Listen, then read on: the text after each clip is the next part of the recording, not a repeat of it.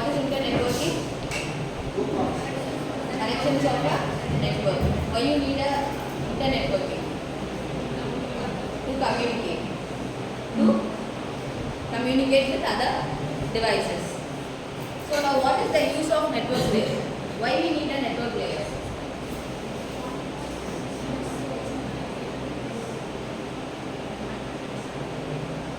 So without network layer, we will not be having proper routing information. Because in network layer only we have a routing table and a IP address. So for example, if you need to go from a data need to be communicated from A to D, then if there is no network layer, it will go through LAN to switch band. So from switch band it will be moving to your destination, but we will not know whether the path it is going to be transmitted is correct or not. So in S1 it does not have a proper idea about the transformation. So it will be lacking in your data being transmitted. So that is the problem if we don't have a network layer. So if you are transmitting in a network data link layer, how will your data be transmitted? So your freight will not carry any routing information.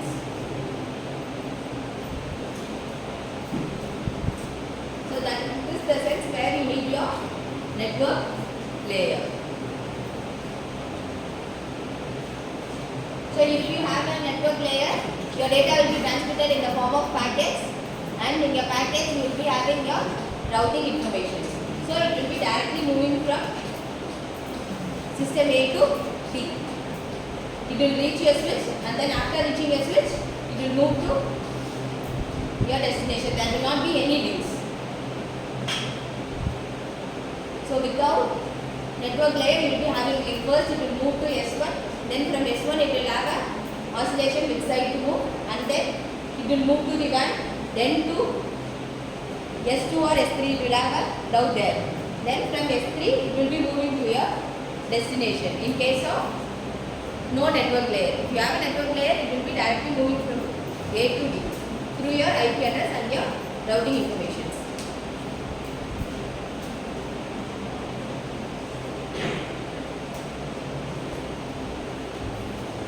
So if you have this is how it will be your network layer at your source.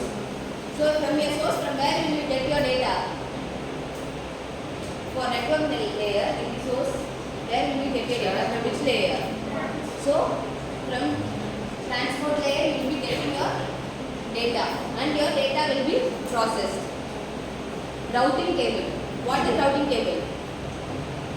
Routing table is the table which has all your information. Your source, destination IP address, your subnet mask, everything will be there in your routing table. So you will check your routing table, and then the packet will be formed. So after processing and the routing table combination, your packet will be formed, and then your packet will be moved to the data link layer. This is what it happens at your source. So from destination, from where will you get your data? From data link layer.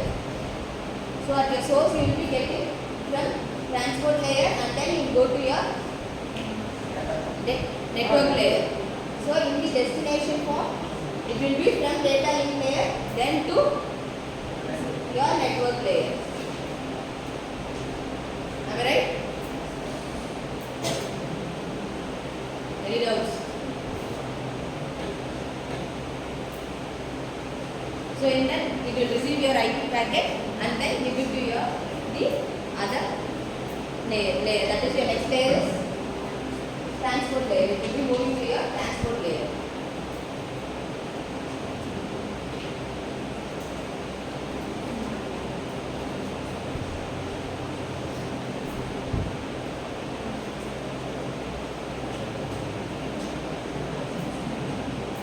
So this is your network layer at your router.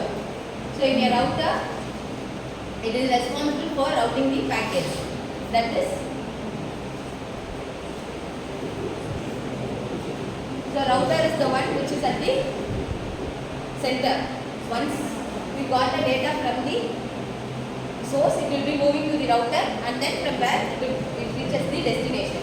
So in the router, this is how it will be. You will be having your IP packet, that is your sender IP packet, receiver IP packet, and this will be routing information. It will process the data and then send it. This is at your router. So where all you will be having your network layer. For example, if you need to send the data from the sender to a receiver, it will not directly go to the receiver, right? It will reach some router or switch, whatever it is. So this is at your router or your switch.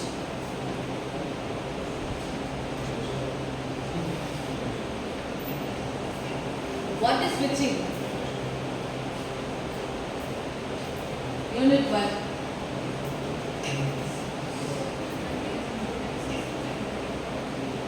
Switching.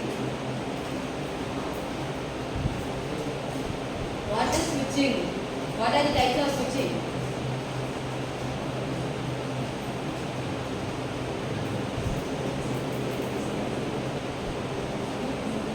We have seen in Unit 1.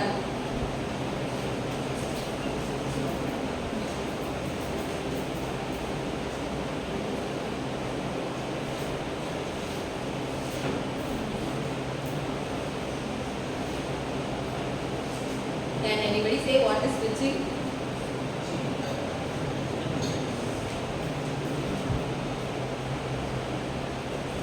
It is not there in your notes also, right?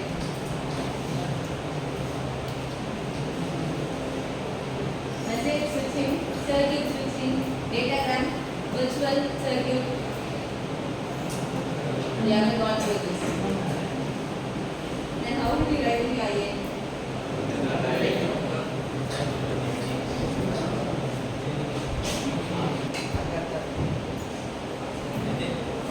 So here, your packets are called as datagram. So we will be using datagram switching to transfer the packets. Here your internet will be of your datagram network. So do you understand what is switching? Switching means the data packet that is transmitted. The protocol that is used for transmission of your data packets from the sender to the receiver is called as switching. And then we have different types of switching. One is going to be message, circuit, packet. So in the packet we have a datagram as a subject.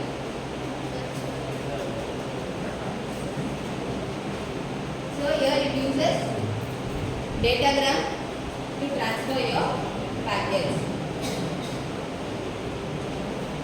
Mostly internet is of connected or connectionless. It may be wired or wireless. So if you are using a wired network, what will happen? If you are using a wired network, you have to send the data from the sender to a receiver. Then if two data need to be sent, it will be in a queue. First the data will be sent, then the other data will be sent in form of wired network. If you are using wireless, there will not be any queue. The sender and the receiver will get all the messages. There will not be a proper communication center. Understood? In case of wired network, what will happen? A data need to be sent from a sender to a receiver. So A to B, I am going to send the data in a wired network. So first I will send the data. It will be moving to the wired network. Then I will send the data. It will be in a sequence order.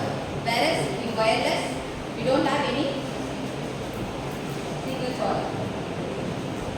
So always nowadays we prefer mostly wireless data. This is all about your internetworking. Next we will see IPV4. What is IPV4? Internet Protocol version 4.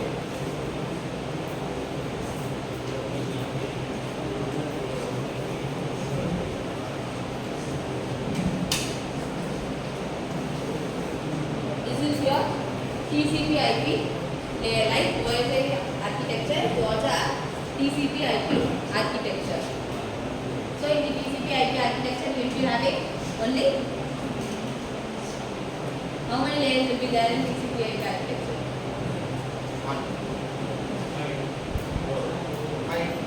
5 layers. Your presentation session layer will be combined in your application layer. So this is TCP/IP layer. In the network layer only we will be having our internet protocols. So this is the position of your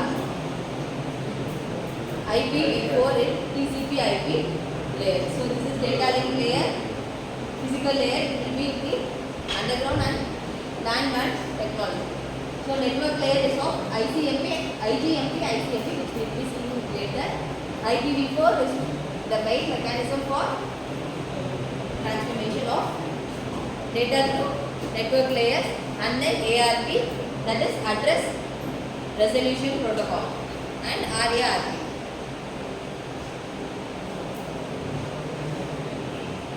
This is your transport layer. In that you have different types of protocols for your transmission and your application layer.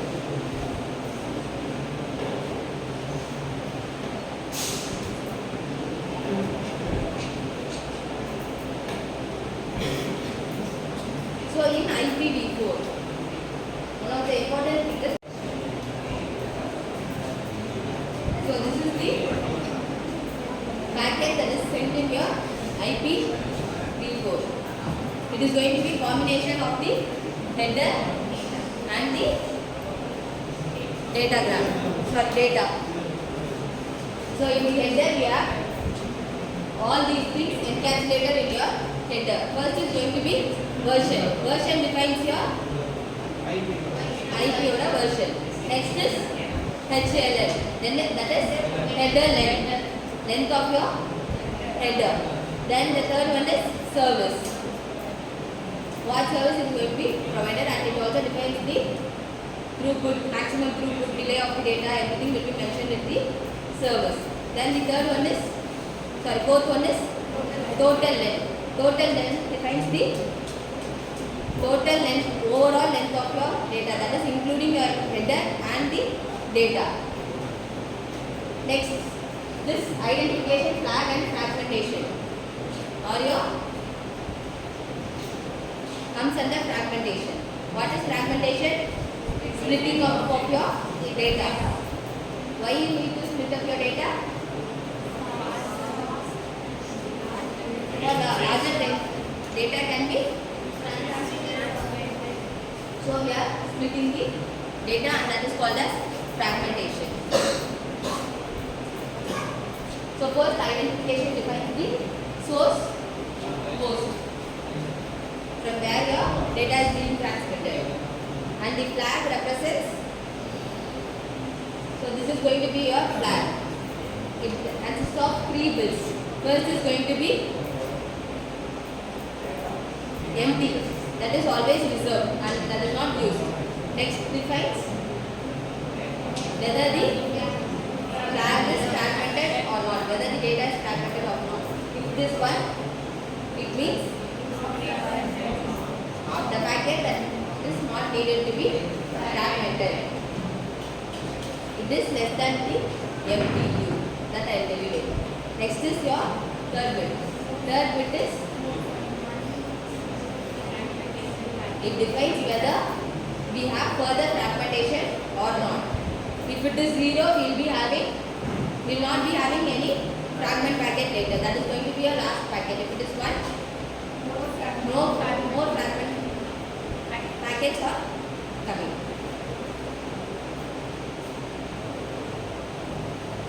So fragmentation offset. So the original datagram is numbered from 0 to 3999. For example, first fragment carries 0 to 1399. Then your offset of your datagram will be 0 divided by 8.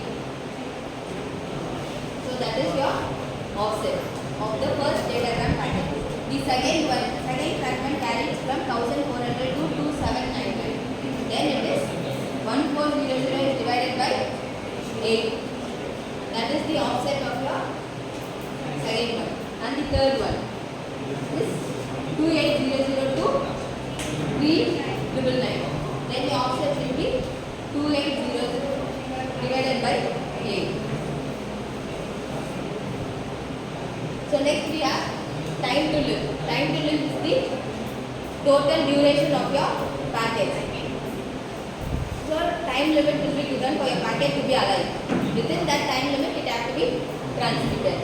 Then next is protocols.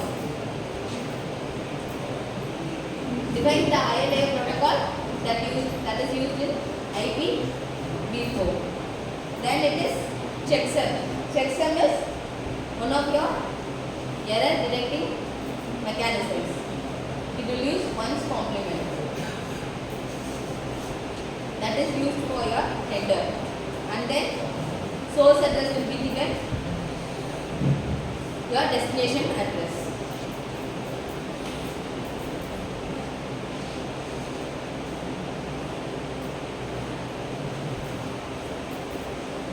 MTU is your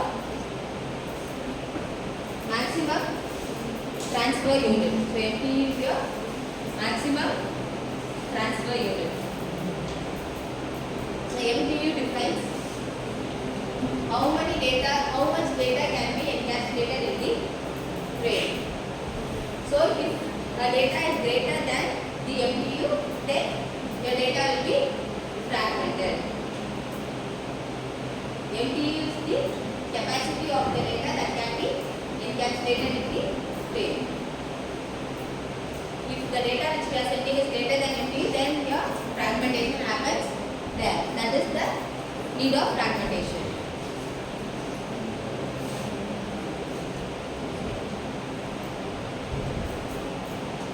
Next is IPv6. What is IPv6? Internet Protocol version 6.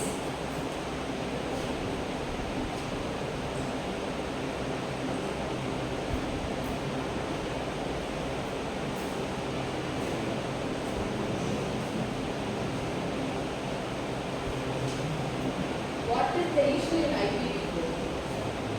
So we are seeing address depletion rate. We haven't seen.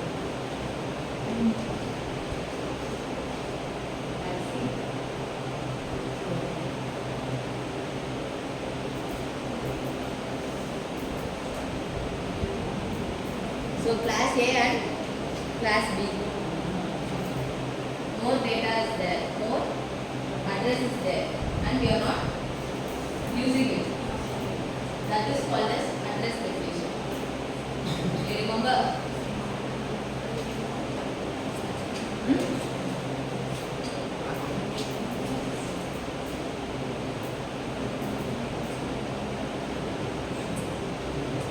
So that is called as address depletion.